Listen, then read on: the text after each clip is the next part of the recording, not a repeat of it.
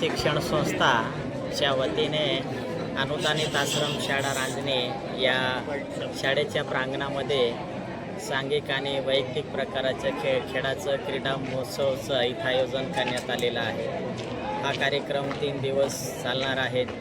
या ठिकाणी आपल्या कोठार अनुदानित आश्रम शाळा आणि रांजणे येथील अनुदानित शाळेतील विद्यार्थी सहभागी होत आहेत। त्याच्यामध्ये रनिंग्स आहे, फुटबॉल आहे, खो खो आणि कबड्डी, व्हॉलीबॉल असे सांघिक खेळातून विद्यार्थी आपले कलागुण कौशल्य इथं दाखवणार आहेत आणि हे एक चांगला महोत्सवाचं आयोजन या निमित्ताने संस्थेच्या वतीने करण्यात आलेलं आहे।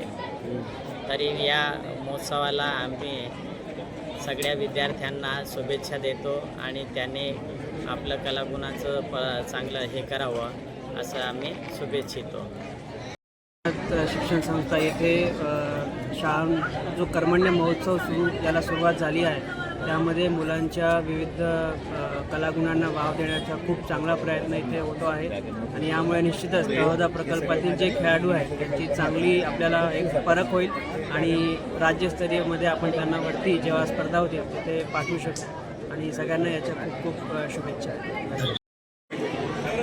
आज या रांजणे आश्रम शाळेत कर्मण्य महोत्सव 2026 याच्या अंतर्गत आज या ठिकाणी क्रीडा स्पर्धेच्या उद्घाटनासाठी नाशिक विभागाचे अप्पर आयुक्त आदिवासी विकास माननीय पावरासाहेब, 14 प्रकल्पाचे प्रकल्प अधिकारी माननीय नावंदर साहेब, माननीय आमदार राजेदादा पाडवी, जिल्हाध्यक्ष निलेश माळी आदी मान्यवरांच्या उपस्थितीत आज या कर्मण्य महोत्सवाचे उद्घाटन झालं आणि कर्मण्य महोत्सवाच्या उद्घाटनानंतर आज या ठिकाणी क्रीडा स्पर्धा ज्याचे उद्घाटक म्हणून माननीय दिनकरजी पवारसाहेब अप्पर आयुक्त आदिवासी विकास यांनी आता क्रीडा स्पर्धेचं उद्घाटन केलं आणि मुलांच्या क्रीडा स्पर्धेला सुरुवात झालेली।